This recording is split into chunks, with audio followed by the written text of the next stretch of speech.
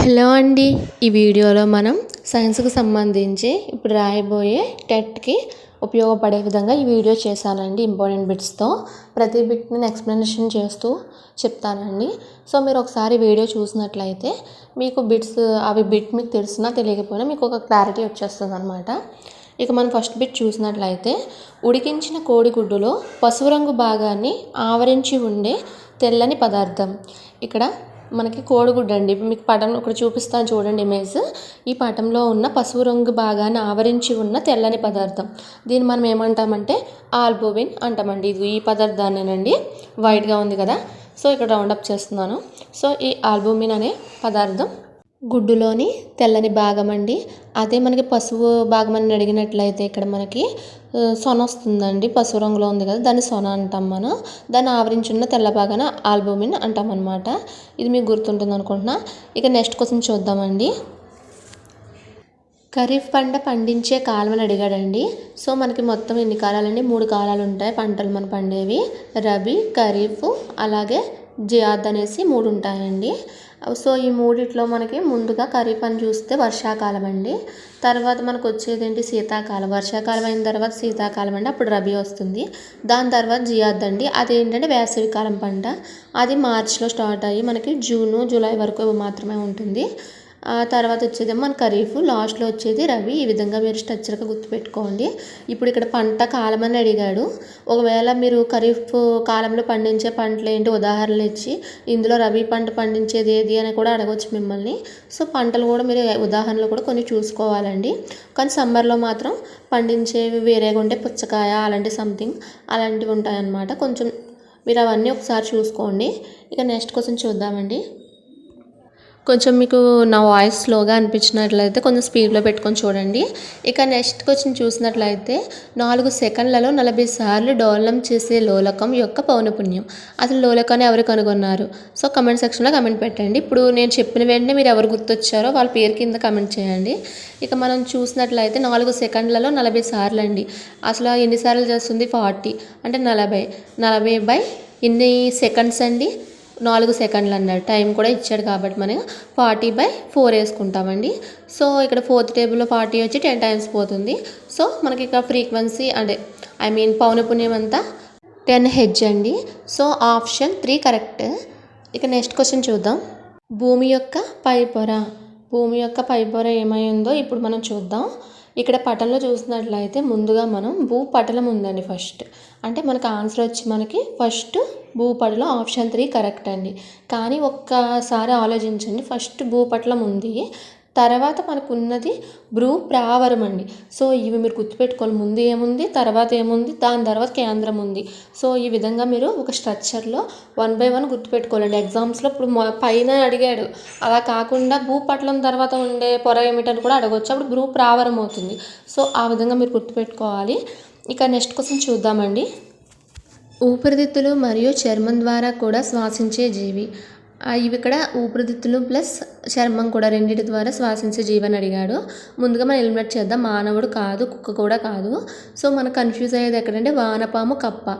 వానపాము తన స్కిన్ దాని చర్మం ద్వారా మాత్రమే శ్వాసక్రియ జరుపుతుందండి. అర్థమైంది? ఇది ఒకటి బాగా గుర్తుపెట్టుకోండి. వానపాము దేని ద్వారా శ్వాసక్రియ జరుపుతుందని కూడా క్వశ్చన్ రావచ్చు. సో చర్మం ద్వారా మాత్రమే శ్వాసక్రియ జరుపుతుంది. కప్ప అనేది ఉభచరజీవి అండి. నీటిలో ఉండగలదు, అలా బయటే ఉండగలదు. అలాగే ఊపిరితిత్తులు ద్వారా మరియు చర్మం ద్వారా కూడా అది శ్వాసక్రియ జరుపుతుందన్నమాట. సో కప్ప నీటిలోనూ అలాగే బయట కూడా జీవిస్తుందండి. సో ఆప్షన్ 2 కరెక్ట్ అండి. ఇక నెక్స్ట్ క్వశ్చన్ చూద్దాం మనం. ఎలక్ట్రిక్ హీటర్లో ఉండే తీగ చుట్ట. ఎలక్ట్రిక్ హీటర్లో ఉండే ఒక రకమైన తీగ చుట్ట ఏంటంటే అది ఎలిమెంట్ అండి. ఆప్షన్ 2 కరెక్ట్ అండి. అలాగే మనకి ఇక్కడ ఫిల్మెంట్ అనేదేమో మనం బల్బ్లో యూజ్ చేస్తాం. ఎలిమెంట్ అనేదేమో ఎలక్ట్రిక్ హీటర్లో యూజ్ చేస్తాం. అది ఎలక్ట్రానిక్ ఎలిమెంట్, బల్బు ఫిల్మెంట్. మీరు అలా గుర్తుపెట్టుకుంటారు అనుకుని చెప్తున్నాను. ఇక నెక్స్ట్ క్వశ్చన్ చూద్దామండి. కేవలం ఒక పెద్ద డిస్క్ ఆకారపు కండర పాదంతో కదిలే జంతువు. అంటే ఒక పాదంతో మాత్రమే కదిలే జంతువు ఏంటనేసి ఇక్కడ అడుగుతున్నాడు.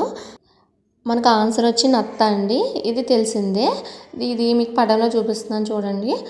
ఇది ఈ పాదంతోనే ముందు కదులుతూ వెళ్తుందనమాట. సో ఇదొక క్వశ్చన్ అవుతుంది. అలాగే దీని పైన ఉంది చూడండి గట్టి, అదే లాస్ట్ టైం అడిగాడు నత్త పైన ఉన్న గట్టి పదార్థాన్ని ఏమని పిలుస్తారు అనేసి అడిగాడు. దాన్ని కర్పరం అంటారు. లేదంటే కర్పరం కలిగి ఉన్న జీవి ఏంటని కూడా అడుగుతాడు. ఆప్షన్స్లో వివిధ రకాల జీవులు ఇచ్చేసి నత్త కూడా ఇస్తాడు. సో మనం కరెక్ట్గా నత్త ఎక్కడ ఉందో చూసుకుని ఆన్సర్ పెడతాం అనమాట. ముందు మనకు దాన్ని ఏమంటారో తెలిసి ఉండాలండి. ఇక నెక్స్ట్ క్వశ్చన్ మనం చూద్దాం. ఇప్పుడు ఒక అపారదర్శక వస్తువు కాంతి మార్గంలో వచ్చినప్పుడు అది ఏర్పరిచేదండి. అసలు అపారదర్శక పదార్థం అంటే మనం ఏంటంటే, ఇప్పుడు పారదర్శక పదార్థం అంటే తన గుండా కాంతిని అదే దాని నుండి కాంతిని వెళ్ళనిస్తేనేమో అది పారదర్శక అవుతుంది. అలా కాకుండా అపారదర్శక అయితే తన నుండి కాంతిని వెళ్ళనివ్వదు అనమాట. ఒకవేళ ఇప్పుడు మీకు ఎగ్జాంపుల్ చూడండి. ఇక్కడ లైట్కి ఎదురుగా ఒక టెడ్డీ బేర్ పెట్టామండి. ఇది ఏమవుతుంది, మనకి అపారదర్శకం అవుతుంది. అంటే దాని ద్వారా కాంతి వెళ్ళకపోయినప్పుడు ఏం ఏర్పడుతుందండి, అక్కడ ఇంద్రధనుస్సు ఏర్పడుతుందా, లేదు ప్రతిబింబం ఏర్పడుతుందా. ప్రతిబింబం అంటే అద్దంలో చూస్తే మన ముఖం మనకు కనిపిస్తుంది కదా రివర్స్లో. సో దాన్ని మనం ప్రతిబింబం అంటాం. ఎండమావ అంటే ఏంటి, రోడ్డు మీద వెళ్తున్నప్పుడు ఎక్కడి నుంచో చూసినప్పుడు మనకి నీళ్ళు ఉన్నట్టు అనిపిస్తుంది. సో అది ఎండమావి. సో ఇక్కడ మనకి నీడండి. ఎలా చూడండి, టెడ్డీ బేర్ని ఇప్పుడు ఎలా అడ్డుపెట్టిన వెంటనే దాని వెనకాల దాని షాడో ఏర్పడింది. సో అపారదర్శక వస్తువుని మనం లైట్ కింద, లైట్ ముందు అది కళ్ళు పెడితే వెనకాల దానికి నీడ ఏర్పడుతుంది. సో ఆప్షన్ 1 కరెక్ట్ అండి. ఇక మనం నెక్స్ట్ క్వశ్చన్ చూసినట్లయితే, ఆంధ్రప్రదేశ్లోని ఈ ప్రాంతాన్ని ఆంధ్ర కాశ్మీర్ అంటారండి.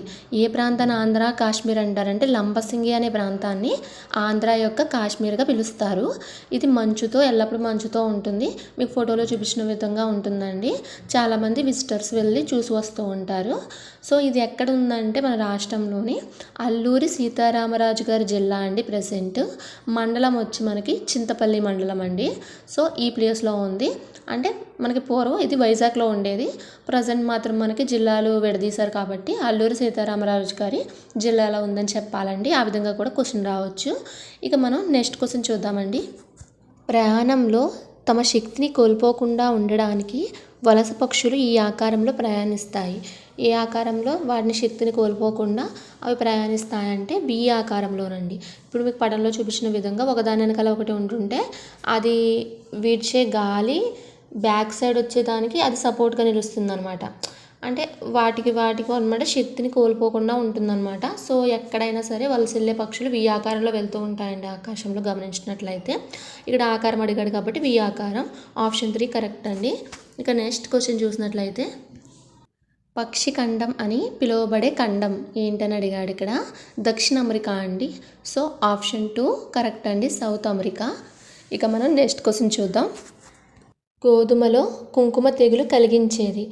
కుంకుమ తెగులు దేనికి వస్తుందని అనేది ఒక బిట్ అండి. గోధుమలో వస్తుంది కుంకుమ తెగులు. దీన్ని కలిగించేది ఏమిటని అడిగాడు ఇక్కడ.